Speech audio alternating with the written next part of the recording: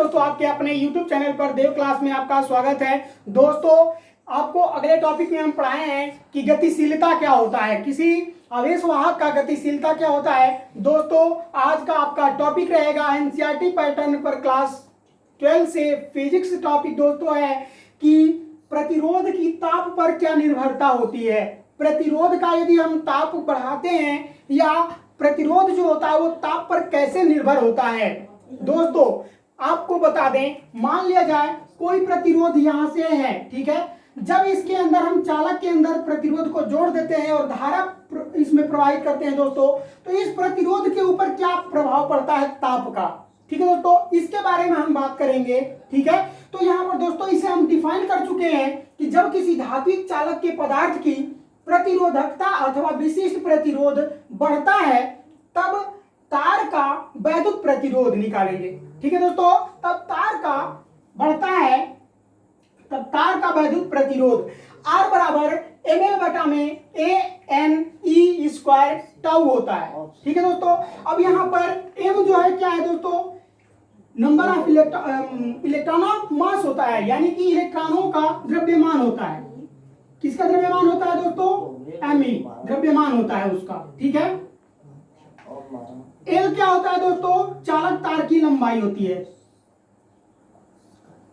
चालक की लंबाई होती है। R जो होता है दोस्तों प्रतिरोध होता है। L जो होता है चालक का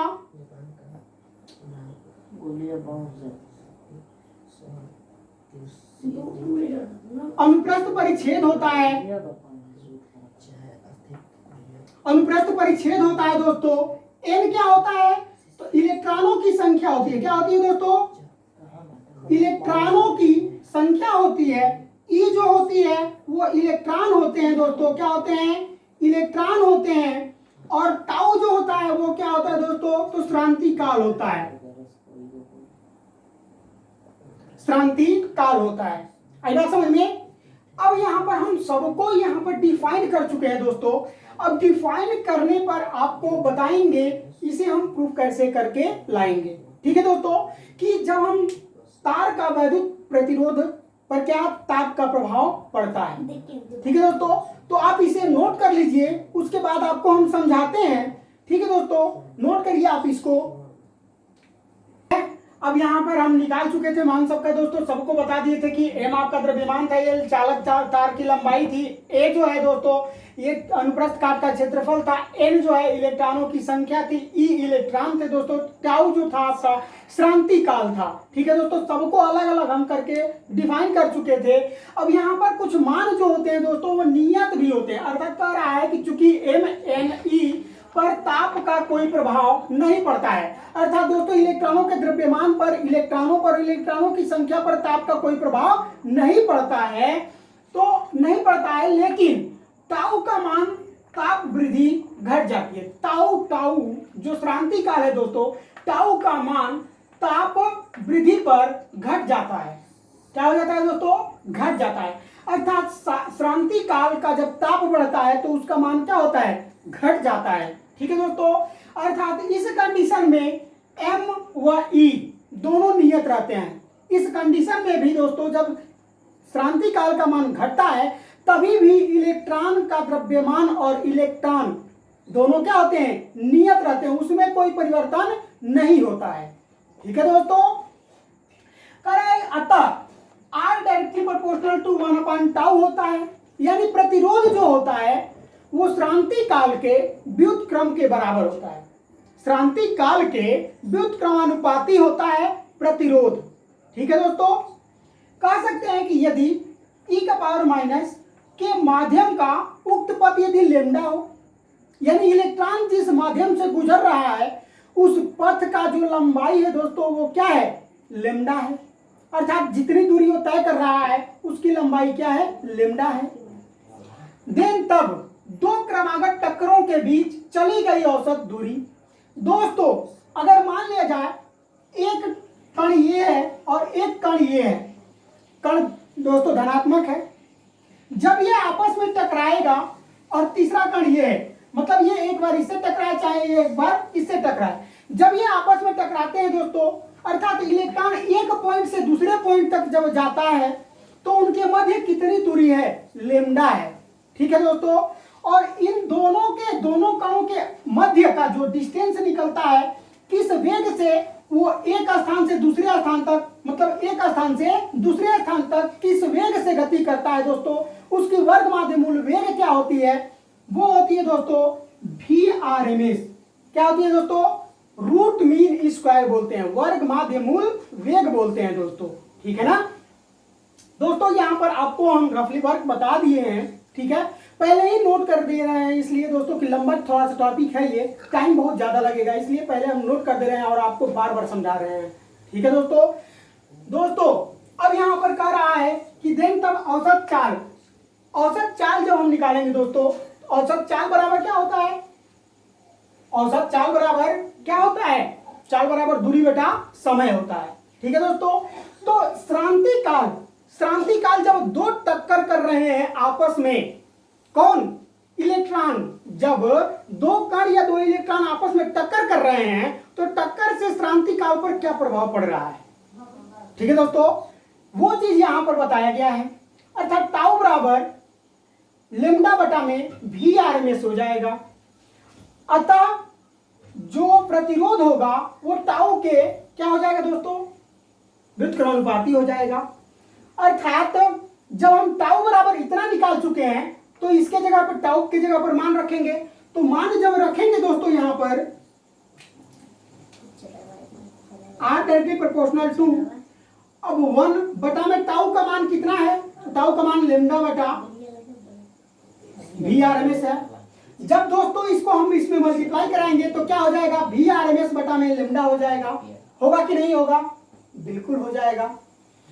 जब धातु का ताप बढ़ाया जाता है दोस्तों, यहां देखिए आप, ठीक है, कह रहा है कि जब धातु का ताप बढ़ाया जाता है तो VRMS भी बढ़ता है, यानी कि उस इलेक्ट्रॉन का वर्ग माध्य मूल वेग में भी वृद्धि होती है। कब, जब धातु का ताप बढ़ाते हैं तब। ठीक है दोस्तों, अर्थात ये हो जाएगा आपका VRMS directly proportional to √T हो जाएगा। अब यहां पर T दोस्तों समय है, सॉरी दोस्तों परम ताप है। ठीक है, अर्थात आप कह सकते हैं कि जब दो धारायन आपस में टकराते हैं तो श्रांति काल का मान जो होता है वो क्या होता है, कम होता है। वो चीज आपको हम यहां पर बताए हैं दोस्तों, पहला समझ में। अब आगे बताते हैं दोस्तों, इसको तब तक आप नोट कर लीजिए, लंबा टॉपिक है दोस्तों, बार बार आपको हम बता रहे हैं, लंबा टॉपिक है, थोड़ा सा समय लगेगा, इस वजह से हमको नोट करना पड़ रहा है। नोट करके आपको हम समझा दे रहे हैं दोस्तों, बार बार समझाएंगे, एक बार समझ में नहीं आएगा, अगर जहां समझ में ना आए आप हमारे कमेंट बॉक्स में कमेंट करके पूछ सकते हैं दोस्तों। तो आप इसको स्क्रीनशॉट कर लीजिए या नोट कर लीजिए वीडियो रोक करके। ठीक है दोस्तों, आइए। ठीक है दोस्तों, अब यहां पर हम मान निकाल चुके थे इतना। ठीक है, तो अतः श्रांति काल घट जाने के कारण, जब श्रांति काल का मान घटता है तो पदार्थ पर क्या प्रभाव पड़ता है, पदार्थ की प्रतिरोधकता रो डायरेक्टली प्रोपोर्शनल टू 1/T क्या हो जाती है दोस्तों, टाउ हो जाती है। यानी पदार्थ की प्रतिरोधकता जो होती है वो श्रांति काल के व्युत्क्रमानुपाती हो जाती है, में वृद्धि हो जाती है। ठीक है दोस्तों, इतना वृद्धि हो जाती है किसमें, प्रतिरोध में। ठीक है दोस्तों, चूंकि किसी चालक तार का 0 डिग्री सेल्सियस से T डिग्री सेल्सियस पर वैद्युत प्रतिरोध क्रमशः R0 व RT हो, देन तब RT बराबर निकालेंगे यदि हम दोस्तों, तो R0 ब्रैकेट में 1 प्लस अल्फा हो जाएगा, अल्फा T। दोस्तों अल्फा क्या है, यहां पर गुणांक है, T जो है दोस्तों वो समय है, और T समय में इलेक्ट्रॉन क्या कर रहा है, गमन कर रहा है, किसमें, तो प्रतिरोध में। अर्थात R जो है प्रतिरोध है दोस्तों, जहां अल्फा चालक पदार्थ का प्रतिरोध ताप गुणांक है। अर्थात अल्फा बराबर जब हम निकालेंगे दोस्तों तो RT माइनस R0 बटा में R0T हो जाएगा। अब दोस्तों जब हमारा मान इतना हो गया चूंकि हम R0 बराबर यदि 1 ओम रख देते हैं, T बराबर 1 डिग्री सेल्सियस रख देते हैं, तब मान कितना होगा, कितना होगा मान दोस्तों।